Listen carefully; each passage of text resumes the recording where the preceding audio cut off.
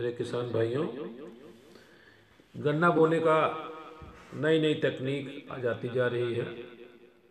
ये जो सिस्टम आप देख रहे हैं ये बहुत पुराना सिस्टम है।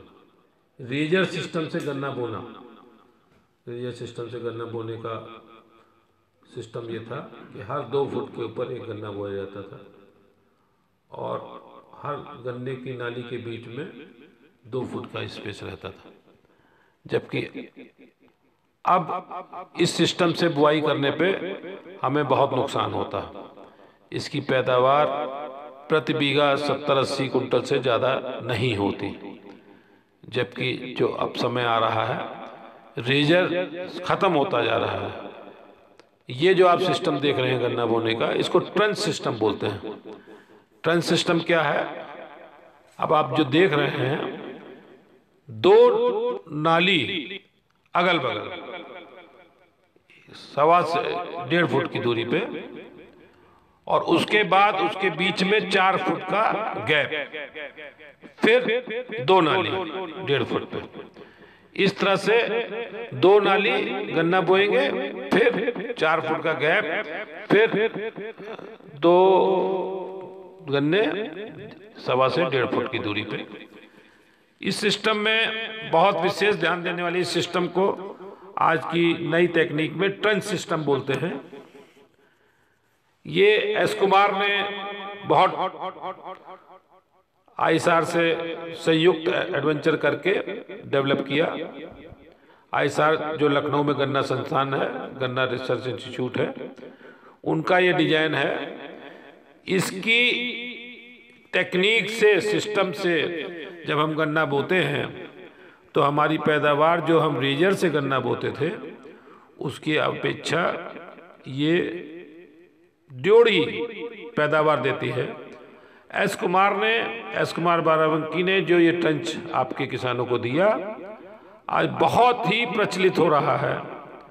बहुत ज़्यादा किसान इसको पसंद कर रहे हैं, किसान इससे लाभान्वित हो रहे हैं, क्योंकि इसकी वजह से जो गन्ने की पैदावार बढ़ रही है वो रेजर की अपेक्षा ड्योढ़ी है।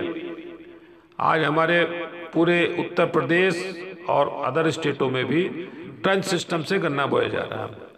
तो किसान भाइयों, मैं चाहूँगा कि आप भी आज ही एस कुमार बाराबंकी का ट्रंच सिस्टम लाएं और ट्रंच सिस्टम से गन्ना बोआएं। ट्रंच सिस्टम से गन्ना बोने पे अगर आप पहले रेजर से गन्ना बोते थे और अब ट्रंच से बोते हैं तो आपकी पैदावार ड्योढ़ी क्यों होती है, ये क्वेश्चन हम किसानों के बीच में अवश्य उभरेगा।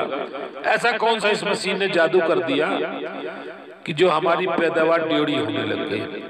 तो किसान भाइयों, आपको एक जानकारी देते हैं, कोई विशेष काम आपने नहीं किया, सिर्फ सिस्टम को चेंज किया है। पहले हम गन्ने को जब बोते थे तो उसको सूरज की रोशनी बहुत कम मिल पाती थी, क्योंकि वो बहुत घना घना बोया जाता था।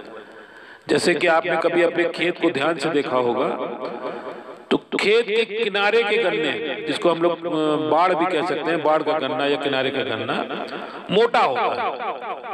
आप इस चीज को महसूस करते हैं? मैं समझता हूँ सभी किसान महसूस कर रहे हैं। जो किनारे का गन्ना मोटा इसलिए होता है क्योंकि उसको सूरज की पूरी रोशनी लगातार ज्यादा से ज्यादा मिलती है, जबकि बीच के गन्नों को रोशनी बहुत कम मिलती है।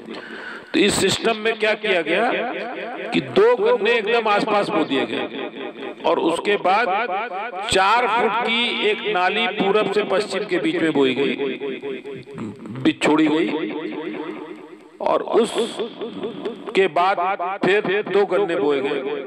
तो इस तरह से हमारा बीज तो लगभग उतना ही लगा, लेकिन जो सूरज की रोशनी, प्रकाश हमारे पौधों को डायरेक्ट मिला, उसकी वजह से हमारा गन्ना मोटा हो गया और प्रति बीघा हमारी एवरेज रेजर की बदौलत ड्योढ़ी हो गई। तो किसान भाइयों, एस कुमार बाराबंकी का ट्रंच सिस्टम लाएं। एस कुमार बाराबंकी का बना आज ही लाएं और गन्ने की खेती में अपने यहाँ क्रांति पाएं। हम आप किसानों के हित में हर वक्त चाहते हैं कि कुछ ना कुछ ऐसा होता रहे कि जिससे हमारे किसान लाभान्वित हो। किसान अगर खुशहाल होगा तो हमारा पूरा देश खुशहाल होगा। यही हमारी इच्छा है, यही हमारा विचार है, यही हमारी भावना है। धन्यवाद। किसान भाइयों, एक बहुत ही सूक्ष्म जानकारी मुझे आपको और देनी है। वैसे तो आप सब किसान शुगर मिलों से जुड़े हैं, आपको बहुत ही अनुभव है, आप सब अनुभव है, हमको उस पर प्रकाश नहीं डालना है ज़्यादा। लेकिन जहाँ तक कि हमें जानकारी मिली है, लोग पहले गन्ना बोते थे और बोने के बाद ऊपर से सरावन चला देते थे। ट्रंच सिस्टम से जो गन्ना बोया जाता है, इसमें सरावन नहीं चलाई जाती है। इसमें अक्टूबर के दिनों में जब हम गन्ना बोते हैं तो नाली के ऊपर, गन्ने के ऊपर सिर्फ 2 इंच मिट्टी डालनी है। ये बहुत विशेष ध्यान देने वाली बात है। 2 इंच जब हम मिट्टी डालेंगे तो वो जो नाली आप ये देख रहे हैं बीच में, यही नाली की मिट्टी तोड़ के थोड़ा थोड़ा ऊपर डाल देते हैं और फिर जब जर्मिनेशन हो जाता है तो धीरे धीरे इसके ऊपर मिट्टी चढ़ाते हैं। और यही नाली पानी ले जाने का भी काम करती है। और अगर हम इसको मार्च अप्रैल में बोते हैं तो इसके ऊपर 4 इंची मिट्टी चढ़ाते हैं। कभी भी सरावन नहीं चलानी है, क्योंकि अगर सरावन चला देंगे तो 9-10 इंच नीचे गन्ना चला जाएगा और ऐसी परिस्थिति में उसकी पैदावार बहुत ही हल्की होगी।